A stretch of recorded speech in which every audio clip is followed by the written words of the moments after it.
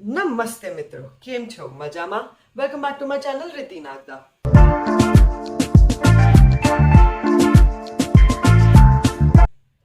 आज सुबह सुबह मैंने देखा the movie Brahmastra part 1 and मैं आपके लिए लाई हूँ एक रिव्यू उसके लिए.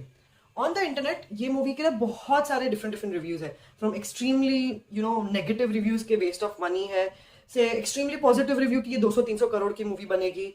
It's mix of everything. But मैं कोई फिल्म क्रिटिक नहीं हूँ या कोई टेक्निकल पर्सन नहीं हूँ जो टेक्निकलिटीज के बारे में बात करूंगी. मैं एक आम आदमी हूँ, mango people you see.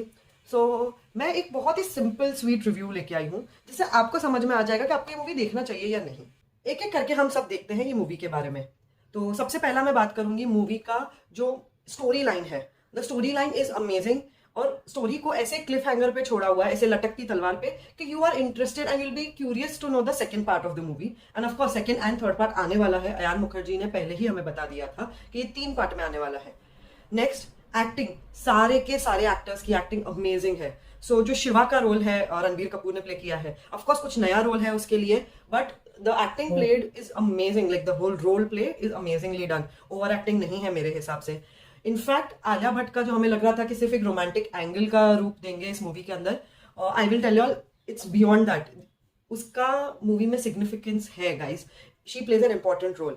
Coming to Shahrukh Khan, जितना भी उनका थोड़ा सा कैमियो है, but the role mind blew me. उनकी एक्टिंग, उनकी जो पूरा उन्होंने ऑरा प्ले किया है स्क्रीन पे, मेरे रोंगटे खड़े हो गए थे. देन नागार्जुन सर, उनका जो नंदी अस्त्र का रूप वो जो धारण करते हैं, और उनका भी रोल छोटा है बट अमेजिंग है. Like it gives dimension to the movie. And main Amitabh Bachchan ji, oh my god, उनकी आवाज, उनकी एक्टिंग, ऐसा लग रहा है कि वो बड़े होने की जगह पे, बूढ़े होने की जगह पे जवान हो गए मूवी के अंदर. उन्होंने जो मूवी को बांध के रखा है पूरी एक together, it is amazing. Along with that काफी सारे साइड कैरेक्टर्स के लिए अलग अलग एक्टर और एक्ट्रेसेस को लिया गया है एंड उन सबका रोल भी बहुत अच्छी तरह से दिखाया गया है. उन सबको अपना अपना एक पार्ट दिया है, एक सिग्निफिकेंस दिया है, which is amazing. And finally coming to the villain, Mouni Roy जो रोल प्ले कर रही है विलन का, उसने भी बहुत अच्छी एक्टिंग की है. And I can tell you all, इस वाले रोल के बाद आई एम श्योर उसको बहुत सारे अच्छे अच्छे ऑफर्स मिलने वाले हैं. So kudos to Mouni Roy, उन्होंने बहुत बहुत अच्छा एक्टिंग किया है. Coming to the story line, जो फ्लो ऑफ स्टोरी दिया हुआ है वो एक बहुत ही अच्छी तरह से दिया हुआ है. हर एक कैरेक्टर को उनको डेवलप किया हुआ है. इवन शिवा का जो रोल है और उसमें वो अग्नि का जो उसके साथ रिलेशन है, ऐसे नहीं कि बस है अग्नि का रिलेशन तो आ गया. एवरी स्टेप पे उसका इवोल्यूशन दिखाया हुआ है, उसका सिग्निफिकेंस दिखा हुआ कि कैसे वो इस रोल के लिए, लेकिन उसको ये शक्तियां मिली है. एंड उसके साथ जो छोटे छोटे दूसरे कैरेक्टर्स है, उनका भी कैरेक्टर डेवलपमेंट दिया हुआ है. एक 3 घंटे के मूवी के अंदर इतने सारे कैरेक्टर्स को डेवलप करना and to give everyone a story is remarkable. Now coming to the music, movie के अंदर सिर्फ 3 सॉन्ग्स है, बट द बैकग्राउंड स्कोर में जो म्यूजिक को यूज किया हुआ है वो बहुत अच्छा है.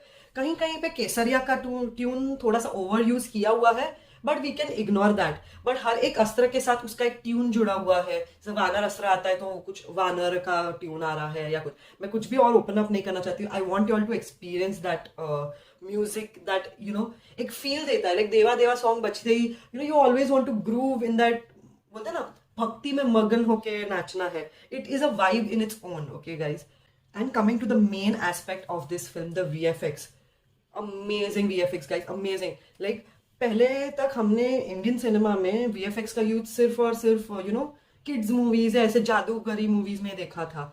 बट एक proper mature adult mainstream जो थिएटर है बॉलीवुड का, उसमें ऐसा हमने नहीं देखा है. एंड द VFX का uses is like the most amazing part of the movie. हर एक अस्त्र का जो वो लोग ने VFX दिया हुआ है, हर एक अस्त्र का अलग कलर, अलग रूप, अलग स्ट्रक्चर.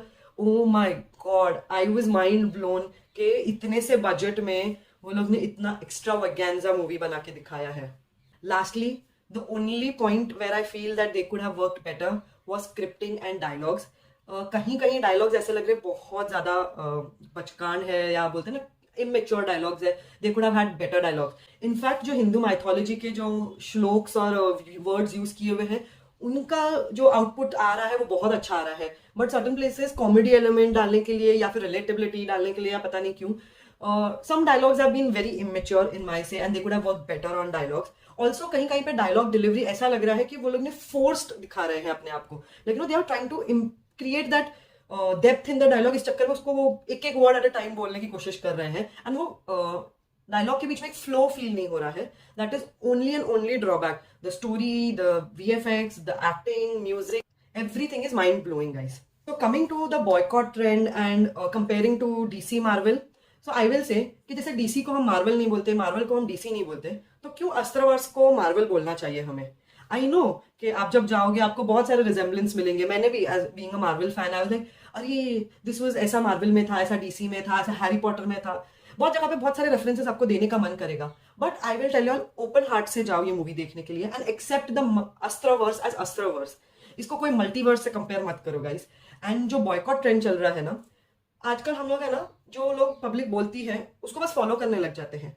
आई अग्री कि बहुत सारा नेगेटिविटी फैला हुआ है इन बॉलीवुड, काफी मूवीज नहीं चल रहे हैं and everything, but before putting out an opinion at least उसको तुम जाके देख तो लो। I will tell you just one thing, जाओ थिएटर में, इस मूवी को एक्सपीरियंस करो, इस मूवी को देखो, एंड उसके बाद डिसाइड करो कि तुम्हें इसको बॉयकॉट करना है कि नहीं करना है। एंड जब भी आप कोई मूवी को बॉयकॉट करते हो, रिमेंबर ये वो एक या दो स्टार्स से जुड़ी हुई मूवी नहीं है, इसके साथ हजारों लोगों की जिंदगियां जुड़ी हुई हैं।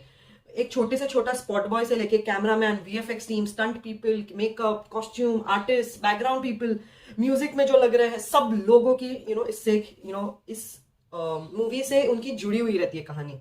सो सिर्फ एक एक्टर बिकॉज वो एक नेपोटिज्म में से आ रहा है, नेपो किड है, बस उसी वजह से आप मूवी को बॉयकॉट मत करो। Go experience this grandeur in theatre. This movie is for sure a theatrical experience. इसको आप ये मत सोचो कि OTT प्लेटफॉर्म्स पे आएंगे, हम हमारे मोबाइल स्क्रीन पे देख लेंगे। In fact I will tell you all, 3D में जाओ और ये मूवी को एक्सपीरियंस करो। It is amazing. बॉलीवुड ने इतना बड़ा एक स्टेप लिया है to create such a grand movie, and also there is a good story, there is a good connection, there is Hindu mythology से भी कनेक्ट किया है, उसको रियलिटी में भी रखा है आज के जमाने के हिसाब से। So give it a shot, guys. I loved the movie. I will rate the movie 4.5 stars, cutting that half mark for just the dialogue and the dialogue delivery, which could have been better. But trust me, I was glued to my seat. मुझे हिलने का मन नहीं कर रहा था. I wanted to know more, and I'm desperately waiting for part 2. So here I will end my review for you guys.